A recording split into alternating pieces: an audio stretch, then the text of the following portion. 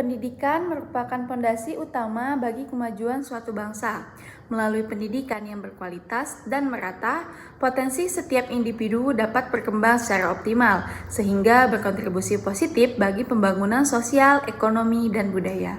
Namun, realitas di Indonesia menunjukkan bahwa pemerataan pendidikan masih menjadi tantangan besar.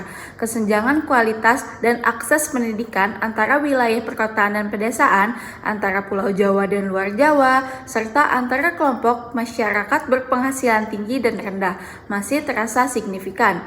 Video ini mengupas berbagai aspek terkait pemerataan pendidikan di Indonesia, mengidentifikasi tantangan yang dihadapi, dan menawarkan gagasan berdasarkan sumber referensi terpercaya untuk mewujudkan keadilan dan kemajuan bangsa melalui pendidikan yang inklusif.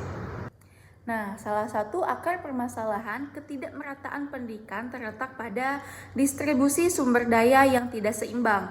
Data dari Badan Pusat Statistik atau BPS menunjukkan bahwa alokasi anggaran pendidikan dan ketersediaan fasilitas pendidikan seperti sekolah yang layak, perpustakaan dan laboratorium cenderung lebih terkonsentrasi di wilayah perkotaan dan Pulau Jawa. Menurut BPS tahun 2023. Hal ini diperparah dengan keterbatasan tenaga pendidik berkualitas di daerah terpencil dan tertinggal.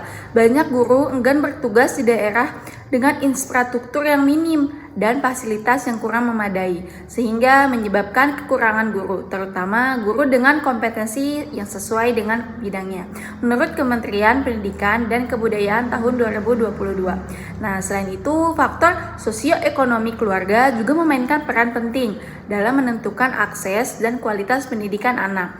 Anak-anak dari keluarga dengan tingkat ekonomi yang rendah seringkali menghadapi kendala untuk mendapatkan pendidikan yang layak, mulai dari biaya sekolah, seragam, buku, hingga akses bimbingan pelajaran tambahan. Nah, studi dari UNICEF tahun 2021 menunjukkan bahwa anak-anak dari keluarga miskin memiliki tingkat partisipasi sekolah yang lebih rendah dan risiko putus sekolah yang lebih tinggi dibandingkan dengan anak-anak dari keluarga yang mampu. Selain itu, pemanfaatan teknologi dan informasi juga komunikasi atau TIK dapat menjadi solusi inovatif untuk menjangkau daerah-daerah terpencil dan meningkatkan kualitas pembelajaran. Platform pembelajaran daring, siaran televisi dan radio, serta penyediaan akses internet yang terjangkau dapat membuka peluang belajar yang lebih luas bagi siswa di seluruh Indonesia, menurut UNICEF tahun 2020. Nah, namun perlu dipastikan juga bahwa ketika kita mengimplementasikan TIK dalam pendidikan harus disertai dengan pelatihan yang memadai bagi guru dan penyediaan infrastruktur yang memadai juga. Kemitraan antar pemerintah, masyarakat sipil, dan sektor swasta juga krusial dalam upaya pemerataan pendidikan. Organisasi masyarakat sipil dapat berperan dan memberikan pendampingan serta dukungan belajar bagi siswa dari keluarga kurang mampu. Sementara sektor swasta dapat berkontribusi melalui program tanggung jawab sosial perusahaan atau CSR di bidang pendidikan seperti pembangunan fasilitas ataupun penyediaan kebeasiswaan. Lebih jauh lagi, adapun kurikulum pendidikan perlu disesuaikan dengan konteks lokal dan kebutuhan masyarakat setempat. Contohnya, kurikulum yang terlalu sentralistik seringkali kurang relevan bagi siswa dengan keunikan budaya dan potensi sumber daya alam yang berbeda.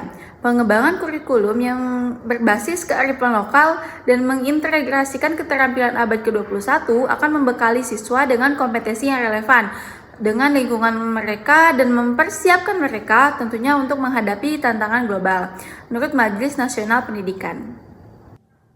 Selanjutnya ada penguatan kapasitas guru. Di seluruh pelosok negeri juga menjadi prioritas. Mengapa demikian? Karena program pelatihan dan pengembangan profesional yang berkelanjutan termasuk pelatihan tentang metode pembelajaran inovatif, pemanfaatan TIK, dan pemahaman tentang keberagaman siswa akan meningkatkan kualitas pengajaran dan memberikan dampak positif tentunya bagi hasil belajar siswa. Ini menurut Undang-Undang Nomor 14 tahun 2005 tentang guru dan dosen. Sebagai penutup, pemerataan pendidikan Indonesia bukanlah tugas yang mudah dan membutuhkan waktu serta komitmen yang kuat dari seluruh elemen bangsa tentunya.